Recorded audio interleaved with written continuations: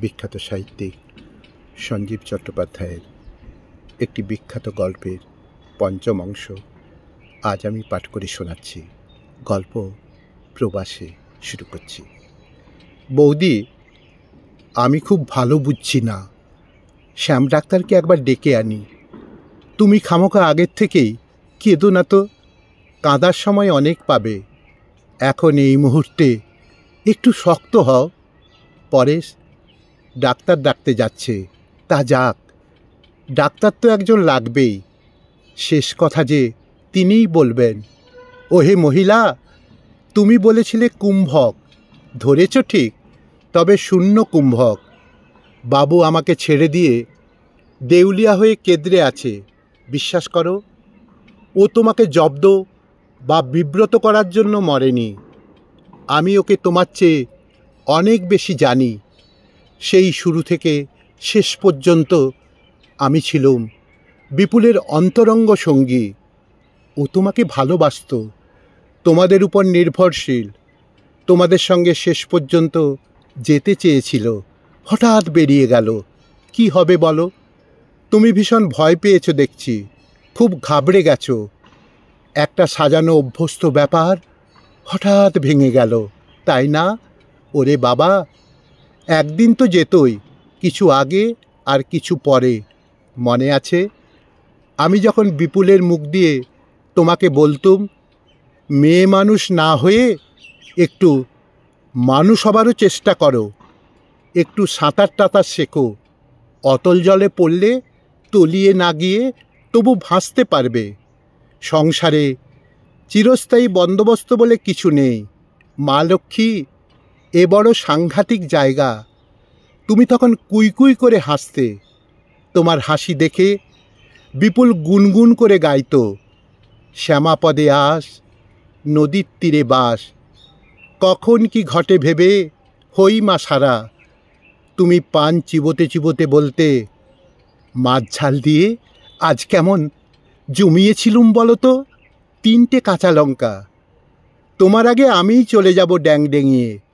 সুভাটার একটু ভালো ঘরে বিয়ে দিও।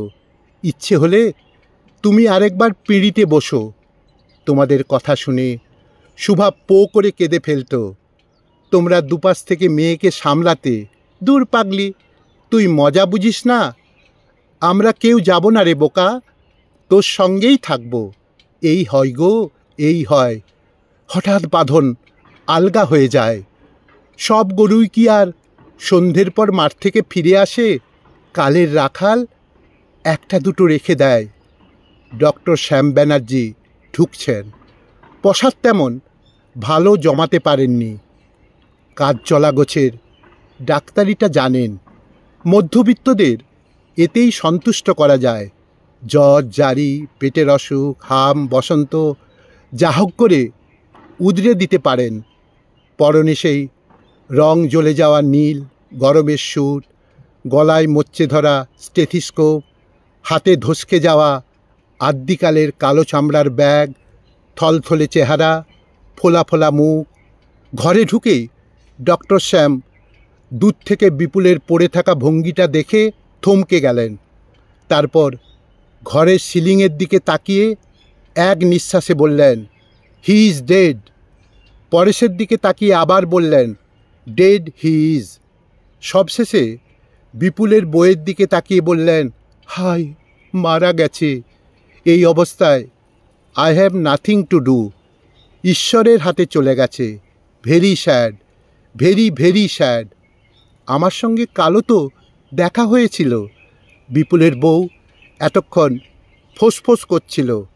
ডেড শব্দটা শুনেই ভো করে কেঁদে সোজা গিয়ে আছাড় খেয়ে পড়ল বিপুলের ঘাড়ে। শাড়ির আঁচল লুটোচ্ছে মাটিতে, চুল এলোমেলো, মন্দ দেখাচ্ছে না। আমি তো তেমন করে একে কখনো দেখিনি। বিপুলের চোখ দিয়ে যেটুকু দেখতুম তাকে পরিষ্কার দেখা বলে না। মধ্যবয়সে, মেদ জমেছে নিম্নাঙ্গে, পা দুটি বেশ নধর, গোড়ালি দুটো অমার্জিত, চুলের তেমন যত্ন নেই, কোমরটি ভারী। কি আশ্চর্য! কাল রাত 2:05 এই মহিলাই বিপুলের এগিয়ে আসা হাত এক ঝটকায় সরিয়ে দিয়েছিল। আর আজ? পরেশ একটু দুঃখ গলায় বলল, সরো সরো, ডাক্তারবাবুকে দেখতে দাও। ও আর দেখার কি আছে?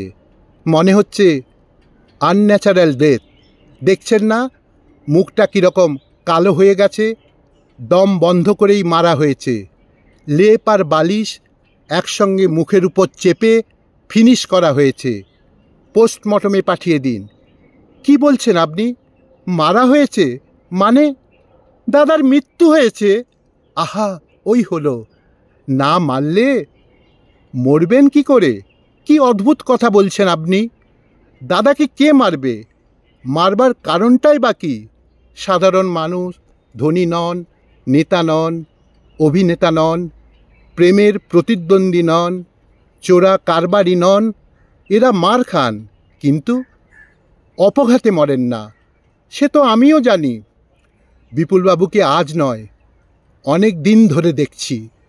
গোবেচারা মানুষ, নর্দমার ধার দিয়ে ভয়ে ভয়ে গুটিয়ে গুটিয়ে হাঁটতেন। কারো সঙ্গে দেখা হলে মুচকি মুচকি হাসতেন। ক্রনিক আমাশার রোগী, বদহজম ছিল, রক্তে নিম্নচাপ, নার্ভাস ব্রেকডাউন। নিম্ন মধ্যবিত্তের যা যা হওয়া উচিত সবই হয়েছিল। পাতলা চুল, পাতলা দাঁত, পাতলা ঘুম, ঘন প্রস্রাব, কিন্তু কোনোটাই কিলিং ডিজিজ নয়। তবে মারল কে? কেন? থ্রম্বোসিস? ধ্যাত মশাই, থ্রম্বোসিস তো রিচ ম্যানস ডিজিজ। এসব ব্যাপারে ডেথ সার্টিফিকেট হঠাৎ লেখা যায় না, রিস্কি ব্যাপার, দায়িত্ব অনেক।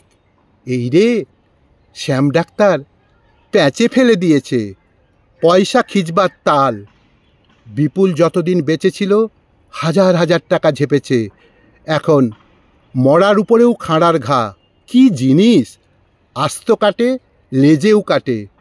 বিপুল অবশ্য কাল রাতে ঝগড়ার সময় বলেছিল, বুঝলে, মানুষকে শুধু ভোজালি দিয়েই খুন করা যায় তা নয়, কথা দিয়েও মারা যায়। এই জন্যেই বলে বাক্যবান, তিল তিল করে না মেরে একেবারে ফিনিশ করে দাও, ল্যাটা চুকে যাক। তোমারও চিরশান্তি, আমারও চিরশান্তি। জিওল মাছের মতো আর বাঁচতে চায় না। বাক্যবানে মৃত মানুষকে কেউ কি পোস্টমর্টমে পাঠায়? না, পরেশটার বুদ্ধি আছে, প্যাঁচটা ঠিক ধরে ফেলেছে।